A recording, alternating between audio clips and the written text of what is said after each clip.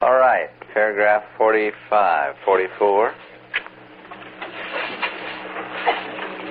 Fixating contemplation is a Buddhist method which has not by any means been handed down as a secret. William? One looks with both eyes at the tip of the nose, sits upright and in a comfortable position, and holds the heart to the center in the midst of conditions. In Taoism, it is called the yellow middle.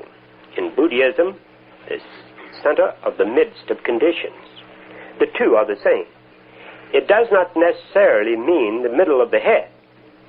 It is only a matter of fixing one's thinking on the point which lies exactly between the two eyes. Then all is well. The light is something extremely mobile. When one fixes the thought on the midpoint between the two eyes, the light streams in of its own accord. It is not necessary to direct the attention especially to the central castle. In these few words, the most important thing is contained. Now, this expression, the center in the midst of conditions, is mentioned for the first time here and several times as we follow through the text. Notice the next paragraph. The center in the midst of conditions is a very subtle expression. The center is omnipresent. Interesting. Then,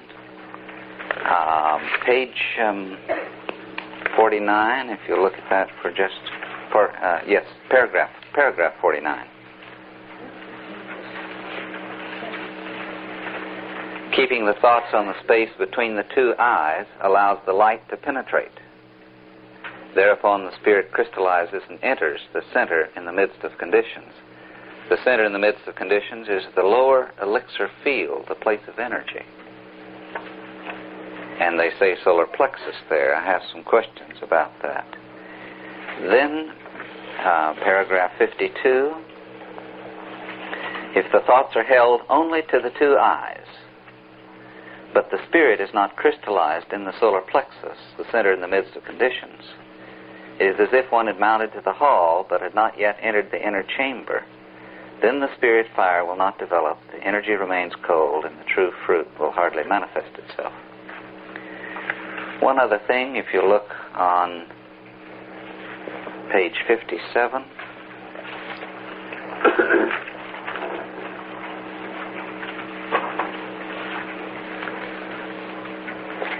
Better give him a paragraph, Herb. now this, it's a diagram. A diagram following paragraph 93. Notice this now. In the depiction of the meditator here, for the first time there's a crown, and the way I look at that crown has about 5 petals. Then there are the 5 emanations, and beyond that 5, each in their respective posture. And that is called the center in the midst of conditions. Now, my guess is that what this is about is when the whole system is mobilized, all 7 centers, or in some traditions there are 5. In the Tibetan tradition, it says 5 or 7, because the gonads enlighten. You remember the Leiden are interstitial between the gonads within. That can be one center. Pineal and pituitary working together can be one center. You can have 5. So we have 5 depictions here. Now,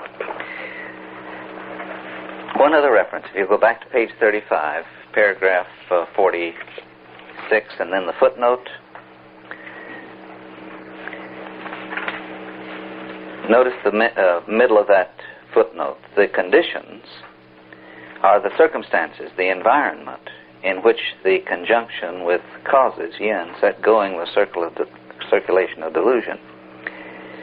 Now, I have my doubts about that, but the next sentence is instructive. The fixed pole in the flight of phenomena is quite literally the center of conditions. The fixed pole in the flight of phenomena. Now, I want to share one other thing with you. Some of you have heard about Gopi Krishna, and it was mentioned the other day of his extraordinary Kundalini experience. I want to read this experience to you, then come back and examine some of the wording of the text here. One morning during the Christmas of 1937, I sat cross-legged in a small room in a little house on the outskirts of the town of Jammu, the winter capital of the Jammu and Kashmir state in northern India. I was meditating with my face toward the window on the east, through which the first gray streaks of the slowly brightening dawn fell in the room. Long practice has accustomed me to sit in the same posture for hours at a time without the least discomfort, and I sat breathing slowly and rhythmically, my attention drawn towards the crown of the head, contemplating an imaginary lotus in full bloom, radiating light. I sat steadily, unmoving and erect, my thoughts uninterruptedly, centering on the shining lotus, intent on keeping my attention from wandering and bringing it back again and again whenever it moved in any other direction. The intensity of the concentration interrupted my breathing. Gradually it slowed down to such an extent that at times it was barely perceptible. My whole being was so engrossed in the contemplation of the lotus that for several minutes at a time I lost touch with my body and surroundings. During such intervals I used to feel as if I were poised in midair without any feeling of a body around me. The only object of which I was aware was a lotus of brilliant color emitting rays of light. This experience has happened to many people who practice meditation in any form regularly for a sufficient length of time. But what followed on that fateful morning in my case, changing the whole course of my life and outlook, has happened to few. During one such spell of intense concentration, I suddenly felt a strange sensation below the base of my spine at the place touching the seat, while I sat cross-legged on a folded blanket spread on the floor. The sensation was so extraordinary and so pleasing that my attention was forcibly drawn toward it. The moment my attention was thus unexpectedly withdrawn from the point on which it was focused, the sensation ceased. Thinking it to be a trick played by my imagination to relax the tension, I dismissed the matter from my mind and brought my attention back to the point from which it had wandered. Again, I fixed it on the lotus, and as the image grew clear and distinct at the top of my head, again the sensation occurred. This time I tried to maintain the fixity of my attention and succeeded for a few seconds, but the sensation extending upward grew so intense and was so extraordinary as compared to anything I'd experienced before that in spite of myself my mind went toward it, and at that very moment it again disappeared. I was now convinced that something unusual had happened for which my daily practice of concentration was probably responsible. I had read glowing accounts written by learned men of great benefits resulting from concentration and the miraculous powers acquired by yogis through such exercise. My heart began to beat wildly, and I found it difficult to bring my attention to the required degree of fixity. After a while, I grew composed and was soon as deep in meditation as before. When completely immersed, I again experienced the sensation, but this time, instead of allowing my mind to leave the point where I had fixed it, I maintained a rigidity of attention throughout. The sensation again extended upward, growing in intensity, and as I felt myself wavering, but with great effort, I kept my attention centered on the lotus. Suddenly, with a roar like that of a waterfall, I felt a stream of liquid light entering my brain through the spinal cord. Entirely unprepared for such a development, I was completely taken by surprise, but regaining self-control, instantaneously I remained seated in the same posture, keeping my mind on the point of concentration. The illumination grew brighter and brighter, the roaring louder. I experienced a rocking sensation, felt myself slipping out of my body, entirely enveloped in a halo of light. It is impossible to describe the experience accurately. I felt the point of consciousness that was growing wider and wider, surrounded by waves of light. It grew wider, spreading out, while the body, normally the immediate object of perception, appeared to have receded in the distance until I was entirely unconscious of it. Now, looking again at that bottom of page 35, the fixed pole in the flight of phenomena is quite literally the center of condition. Now, as we read the paragraph that Yulin just read, it is not clear whether the center in the midst of conditions is the yellow capsule or the heavenly heart, or whether it's the solar plexus or the lower elixir field. But I think the illustration on page 57 gives you a sense of all of that appearing before the consciousness at the one time. And so, when this footnote says the fixed pole in the flight of phenomena, I think it is saying that when things begin to happen, within, then it is important that you maintain the center in the midst of those conditions. Didn't he become psychotic as a result of that experience? Is it something that we're supposed to emulate? It was a Kundalini experience, and it's a two-edged sword, as you know, but it is not necessarily destructive. That depends on the ideal and the purposes and the preparation, the application. But, of course, that is one of the sequences or steps that may occur in meditation. Herb, I want to go at this from a little different angle, from the reading's point of view. And this is personal. Don't take it as the ARE speaking. This is Yulin. As I understand it, Dad, Edgar Cayce, through whom we're working with material on meditation and prayer, had two basic experiences, past lives, where he developed an understanding of some of these practices. They're quite different from the Hindu approach. They came out of Egypt at a very early period where a priest learned certain laws and tried to share them and put them into action so that people came so successfully that they came from all over the world, according to the reading, to take part in the training and the purification, a temple of purification, a temple of training, and went back carrying some of these concepts and ideas. Later, in another incarnation, that was the Rata period in Egypt. The Egyptian Heritage by Mark Lehner will give you a good background on the details of this.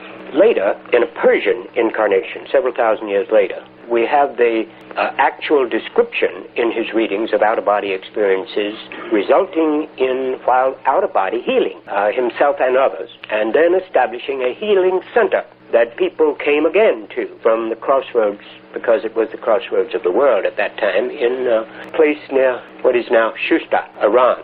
And the healing was the thrust, but also with philosophic implications. I think we're getting a great deal of this in a bridging kind of fashion with his attempt to bridge this into Christianity in our present day system. And so I think when he talks about meditation, we get this strong emphasis on holding to, as Herb just stated it, but the ideal. And the ideals are expressed, remember, in these affirmations.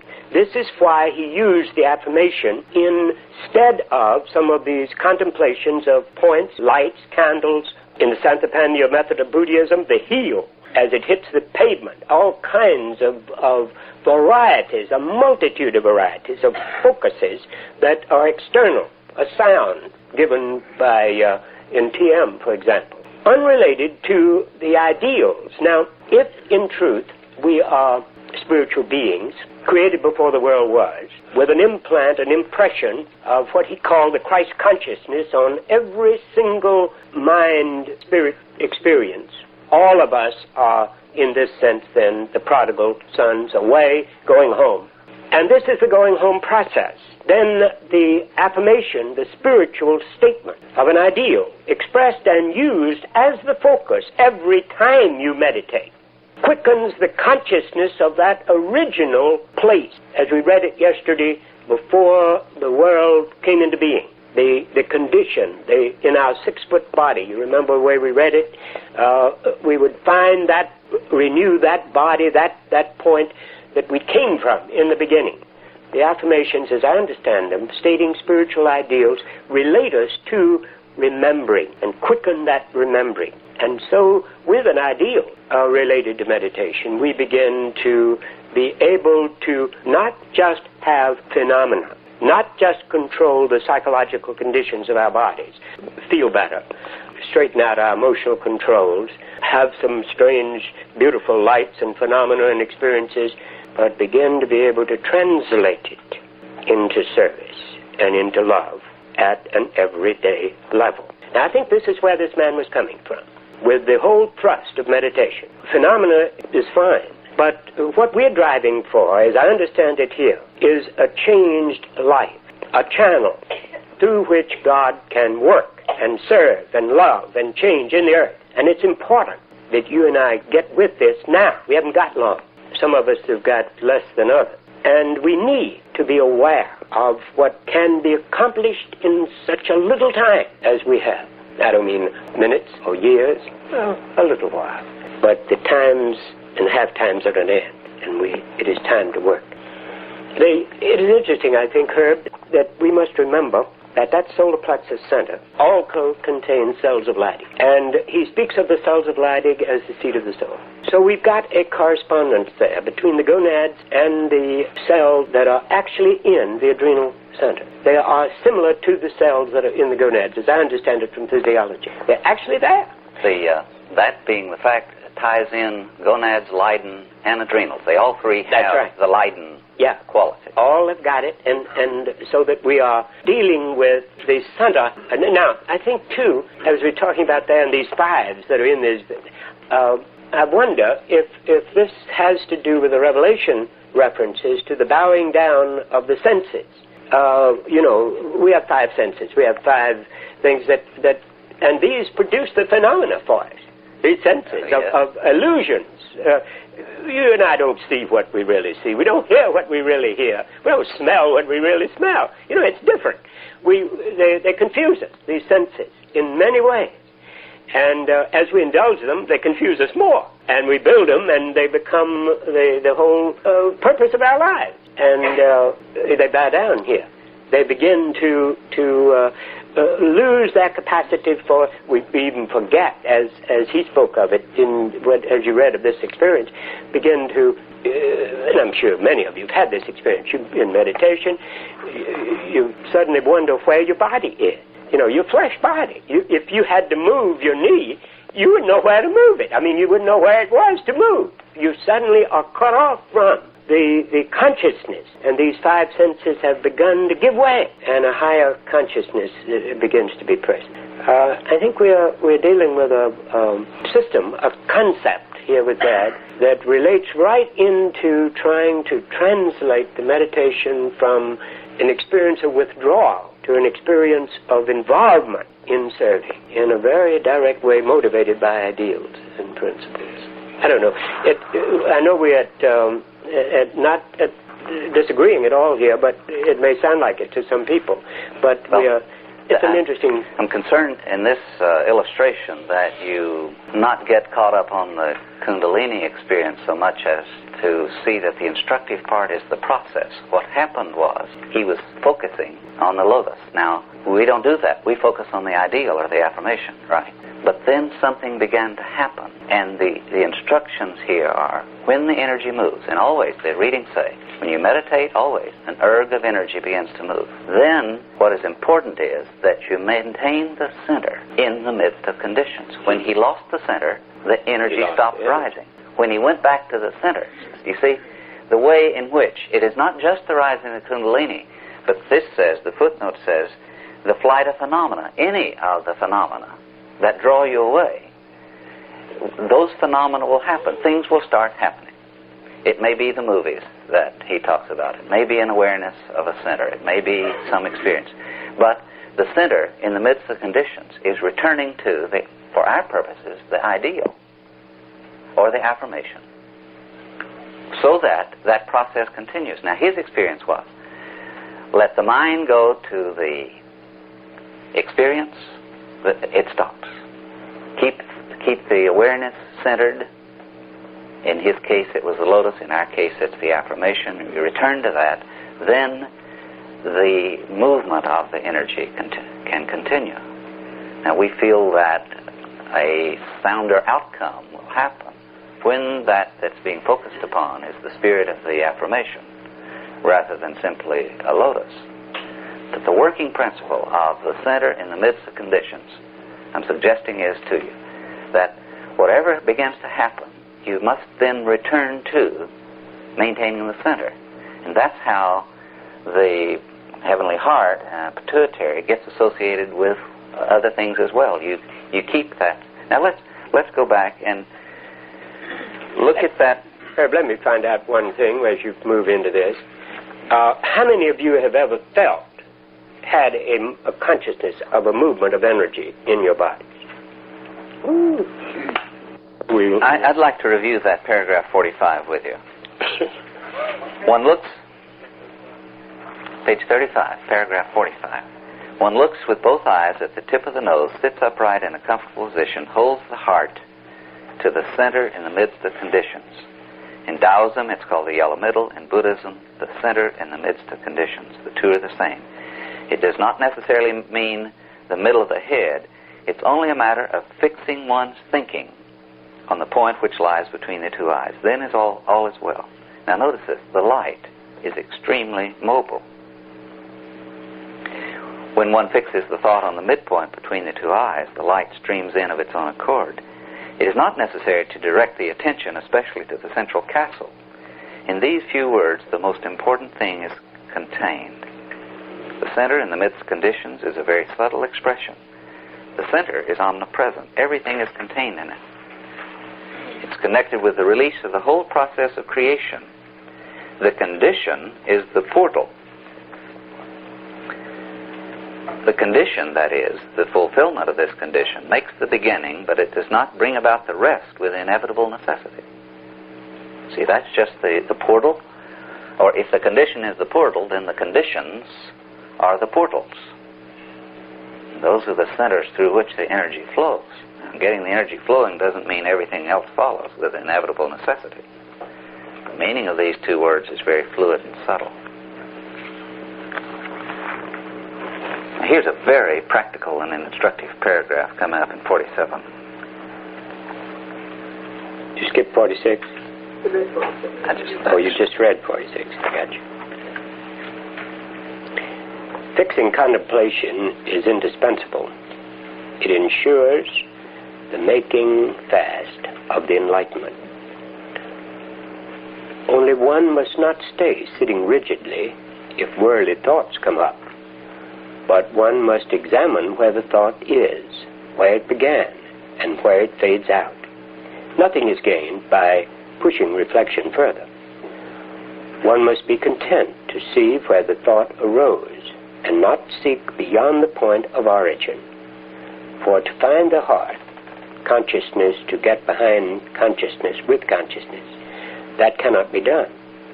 Together, we want to bring the states of the heart to rest. That is true contemplation. What contradicts it is false contemplation. That leads to no gold. When the flight of the thoughts keeps extending further, one should stop and begin contemplating. Let one contemplate and then start fixing again.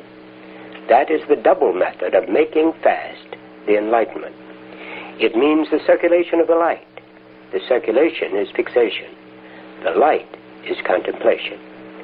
Fixation without contemplation is circulation without light. Contemplation without fixation is light without circulation. Take note of that. I'd like to try to diagram how we may think about that. From the Edgar Cayce view and the Secret of the Golden Flower view. Now, we have circulation is fixation, and the light is contemplation.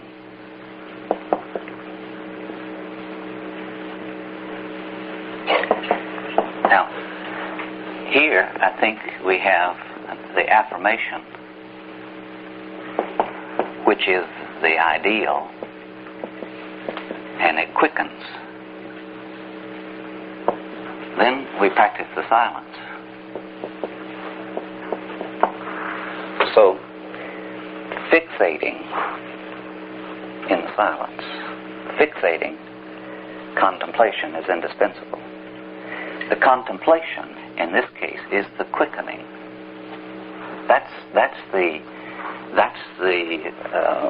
That referred to when it says the light is easy to move but difficult to fix. Here, the spirit is quickened. But then, to become that, to have it fixated, there must be the silence.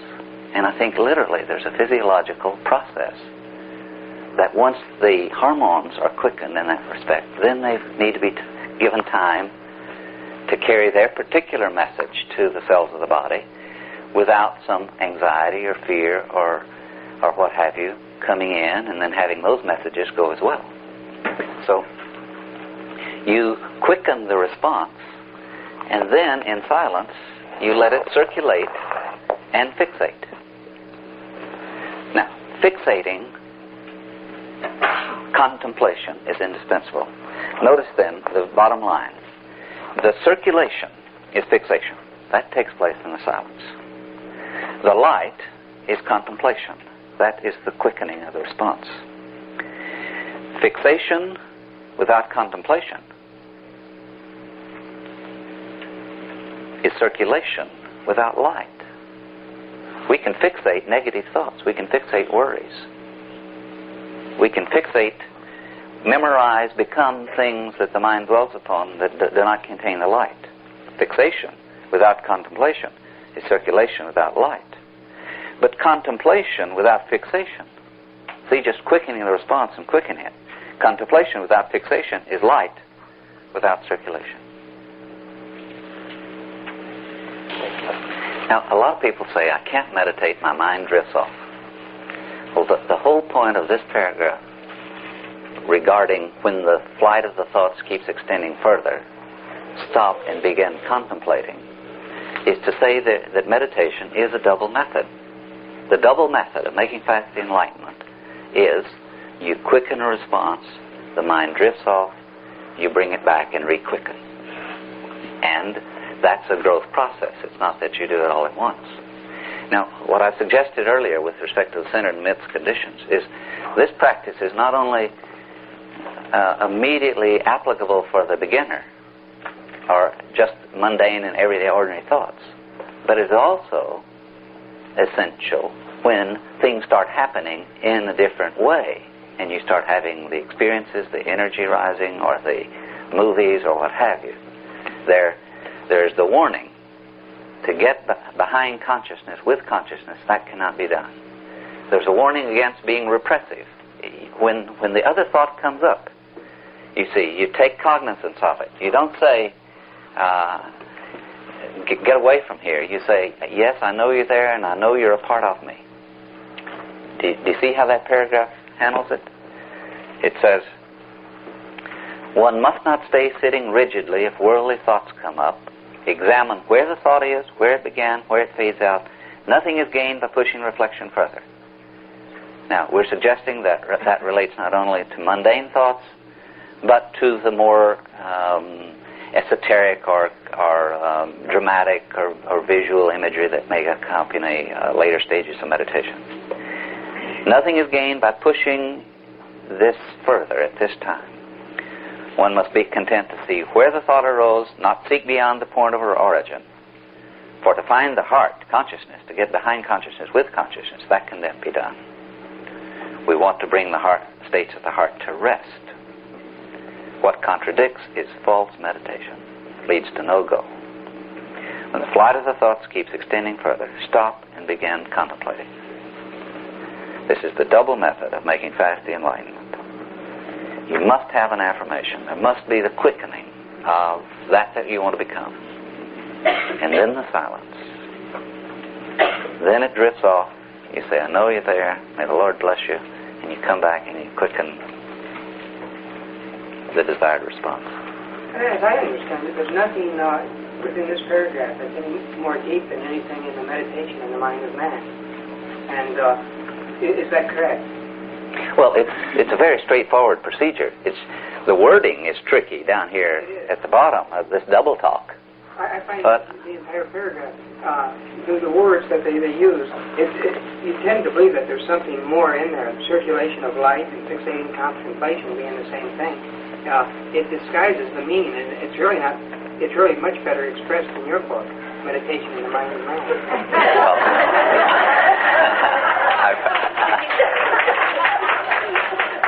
Of course, whatever insight is there about that, I get from the readings and from this. I perceive that you have more of a Christian background than a Chinese background. You like the things expressed directly instead of through circumlocution and so on. Well, the important thing is that meditation is a back and forth process and not just a state. And it's not just that you go to the state of silence, but rather you work back and forth with this double method. I mean, it's simple. It's not mysterious about it, except that a lot of people have a misunderstanding that they're just going to go straight forward in a linear way. I'm going to sit down and be quiet. And then the mind is not quiet, and you say, I can't meditate. And you miss the whole point of the process. Now, there's a reading that says you take the affirmation and you may repeat it several times in quick succession at first. And when I read that particular reading that says repeat the affirmation several times at first, I get the visual imagery of someone pushing a swing. Imagine you're pushing a child on a swing. And at first it takes several pushes. And now you get the swing going, and all you have to do is just let it swing a while, and then you reach out and give it a tap. And it swings and swings and swings and begins to slow, and you reach out and give it a push. See? Once you kind of get the flow going here, it's more and more of the silence. But as it slows, you go back and quicken that response. Because during this period, whatever's being held is going to be built. This is really the time in which the mind is the builder. So it's important that there not be the fixation without the light. The general meaning of this section is that protection of the center is important for the circulation of the light. The last section dealt with the theme that the human body is a very valuable possession when the primal spirit is master. But when it is used by the conscious spirit, the latter brings it about that day and night the primal spirit is scattered and wasted. When it is completely worn out, the body dies. Now, the method is described whereby the conscious spirit can be subjected and the primal spirit protected. That is impossible if one does not begin by making the light circulate. It's like this. If a splendid house is to be erected, a fine foundation must first be built. When the foundation is firm, then only can the work proceed and the base of the walls be deeply and solidly grounded and the pillars and walls built up. If a foundation is not laid in this way, how can the house be completed? The method of cultivating life is exactly like that. The circulation of the light is to be compared with the foundation of the building. When the foundation stands firm, how quickly it can be built upon. To protect the yellow middle with the fire of the Spirit, that's the work of building. Therefore, the Master makes especially clear the method by which one enters into the cultivation of life and bids people look with both eyes at the tip of the nose, to lower the lids, to look within, sit quietly with upright body, and fix the heart on the center in the midst of conditions.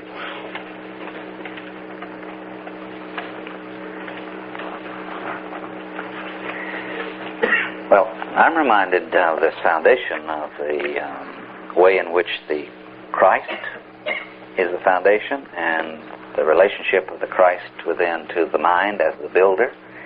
And then we have given you a parallel before of the Chinese Trinity and the Christian Trinity that we have here. Notice that sentence, to protect the yellow middle with the fire of the Spirit. Now, Spirit fire was that we've referred to as the Christ quality. And then the sentence continues, that's the work of building. Mind is the builder. If you'll follow those parallels.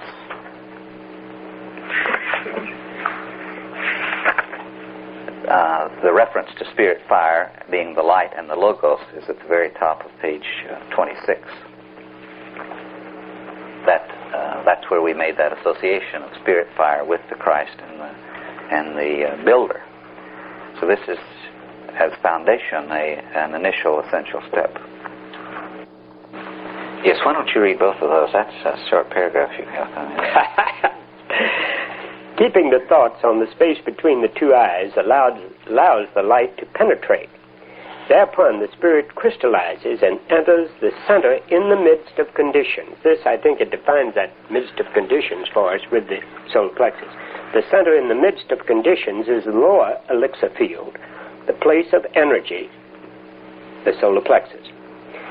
The Master hinted at this secretly when he said that at the beginning of practice one must sit in a quiet room, the body like dry wood, the heart like cooled ashes. Let the lids of both eyes be lowered. Then look within and purify the heart, wash the thoughts, stop pleasures, and conserve the seed. That's quite an operation. Sit down daily. Here's one that does spell it out on the daily business. Sit down daily to meditate with legs crossed. Let the light in the eyes be stopped. Let the hearing power of the ear be crystallized and the tasting power of the tongue diminished. These are these 5 senses that is being talked about here. That is, the tongue should be laid to the roof of the mouth. Let the breathing through the nose be made rhythmical and the thoughts fixed on the dark door. If the breathing is not first made rhythmical, it is to be feared that there will be difficulty in breathing because of stoppage. When one closes the eyes, then one should take as a measure a point on the bridge of the nose, which lies not quite half an inch below the intersection point of the line of vision, where there is a little bump on the nose. All of you have bumps in the right place here. When then one begins to collect one's thoughts, the ears make the breathing rhythmical, the body and heart are comfortable and harmonious. The light of the eyes must shine quietly, and for a time neither sleepiness nor distraction must set in. The eyes do not look forward. They lower their lids and light upon what is within. It shines on this place. The mouth does not speak nor laugh. One closes the lips and breathes inwardly. Breathing is at this place. The nose smells no odors. Smelling is at this place. The ear does not hear things outside. Hearing is at this place. The whole heart watches over what is within. Its watching is at this place. The thoughts do not stray outward. True thoughts have duration in themselves. If the thoughts endure, the seed is enduring. If the seed endures, the energy endures. If the energy endures, then will the spirit endure. The spirit is thought. Thought is the heart. The heart is the fire. The fire is the elixir. When one looks at what is within in this way, the wonders of the opening and shutting of the gates of heaven will be inexhaustible. But the deeper secrets cannot be effected without making the breathing rhythmical.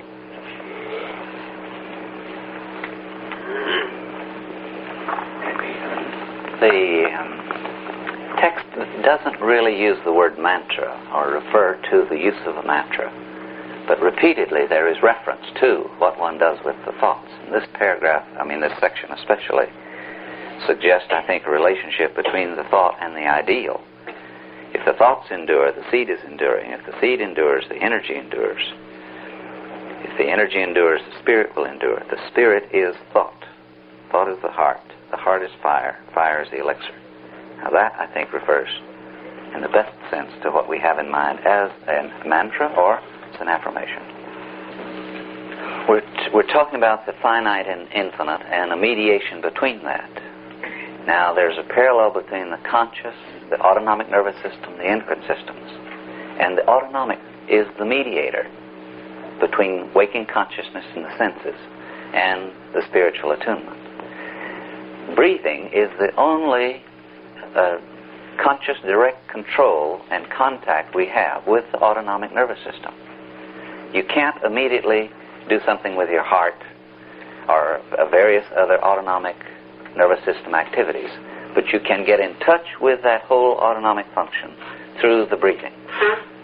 And so as you begin to work with the breath, then you bring that into the orbit of your work, just as you do with the working with the thoughts, and bring them into the direction you want them to go. Well, I had gone to Swami Rama's International Convention on Meditation in Chicago a few years ago, and there was a Tibetan teacher I especially wanted to hear I had given a lecture, and then I scurried away from that so I could get to hear him. And just as I got in, he was saying something like this: when you drift off, you return to breathing. You take 3 breaths in through the right nostril and out through the mouth, and then 3 breaths in through the left nostril and out through the right. It's exactly what he said, and that's exactly the procedure given in the Edgar Cayce reading. So these 3 breaths, now someone misunderstood how we wrote that. You exhale after each inhalation. You do not take 3 breaths and then 3 exhalations. You got that clear? All right. You'll be in trouble if you do. About this breathing, the readings say the first 3 breaths to gather strength. The last 3 breaths, the opening of the centers.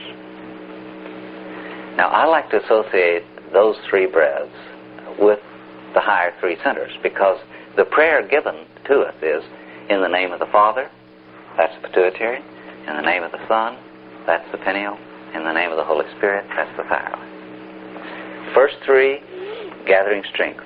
Second 3, the opening of the centers. Now, we've talked about circulation, and we've talked about the circular movement. My guess is that this particular breathing sequence gets the energy going in its proper proper direction for this pulsation. So I would say that here we have a secret weapon, so to speak, that we haven't discovered. It just sits there without our realizing the tremendous potential of those 6 breaths. But we do it ritually, sort of like a magic formula. We just do it and put it aside. We don't do it mantrically for the effect, nor are we inclined to repeat it through the course of the meditation. So there's every reason why we might, as we say, have a 20-minute period of meditation, if there is a drifting off, to return and do that breathing exercise several times for the purposes that is given. You know, this breathing exercise, just a word or 2 in connection with it, that I've observed, and this is just a personal comment again. When you take the breath and take it in through the right nostril, and take it slowly and let it build up so that it starts at the bottom of your lungs and builds on up and fills, you press down on the diaphragm, which is a big muscle across the middle of your body, and you gently cause pressure on endocrine glands there. When you let it out through the through the mouth, that diaphragm moves up, and you gently affect the thymus center. Now, when you run it out through the throat, you influence the thyroid and parathyroid. And when you run it later, the 3 through the right and left nostrils, and you focus attention up here, you can actually sense the circulatory stimulation and the energy that is involved in affecting both of the glands in the top of your head. So you're actually also physically dealing, I think, with breath that is very, very gentle, but is a definite stimulation of the circulation related to a number of the endocrine glands in your system.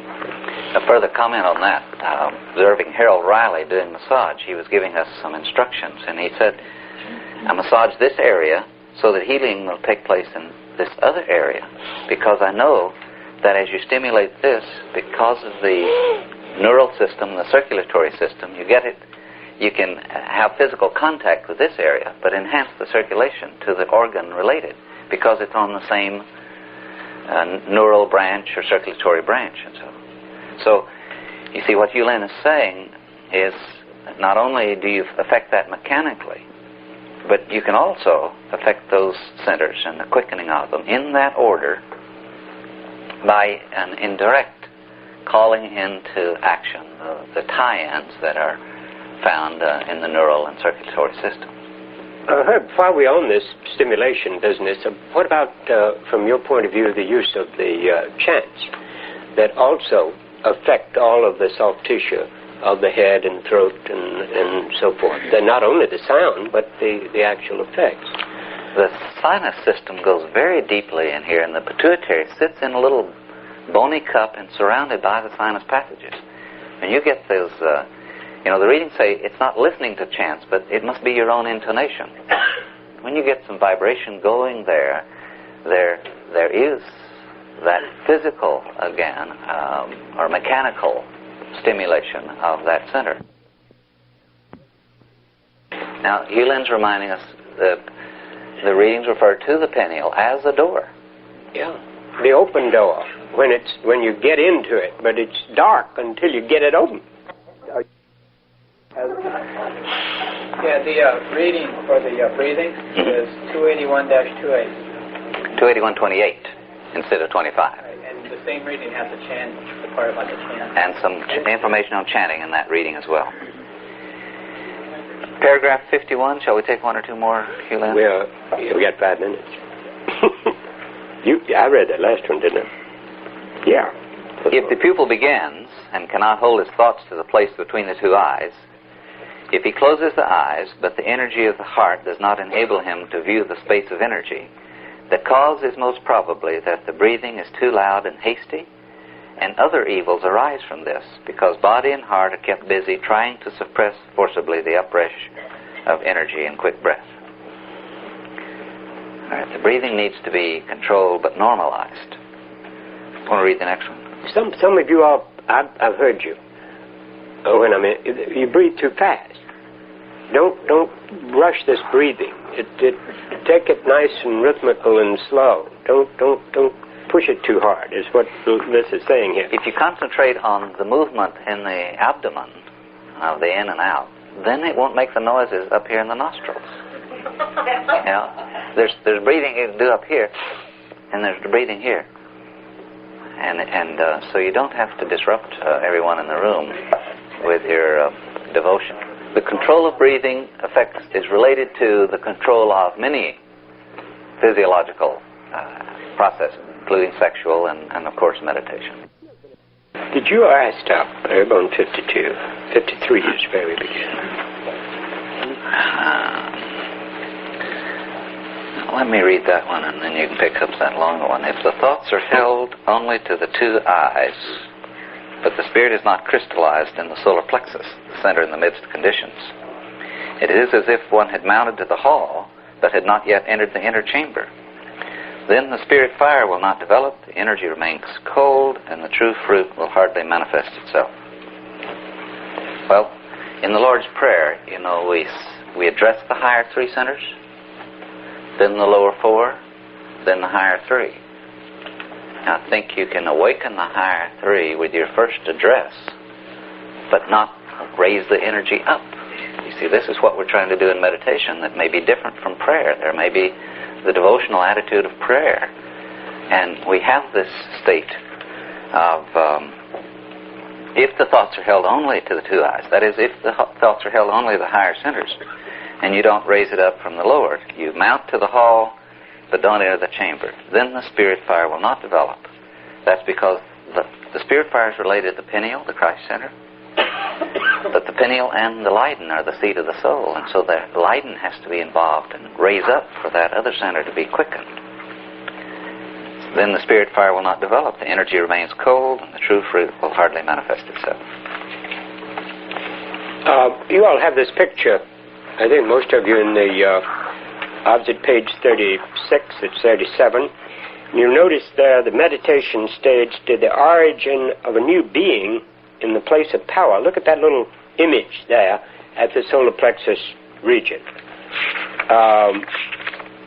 Interesting.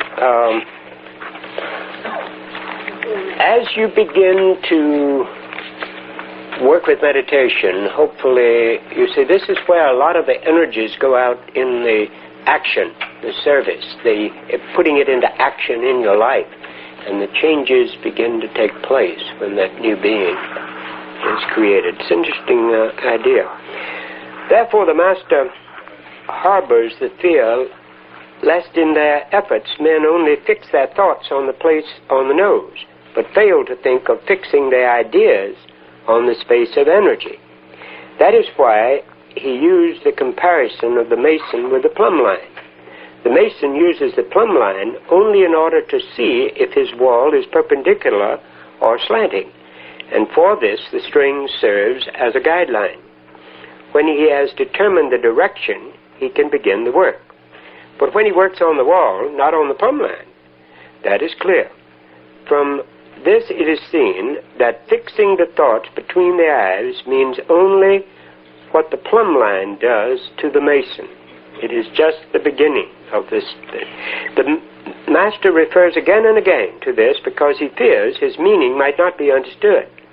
And even if the pupils have grasped the way of doing the thing, he fears they might interrupt their work, and so he says several times, only after 100 days of consistent work, only then is the light genuine.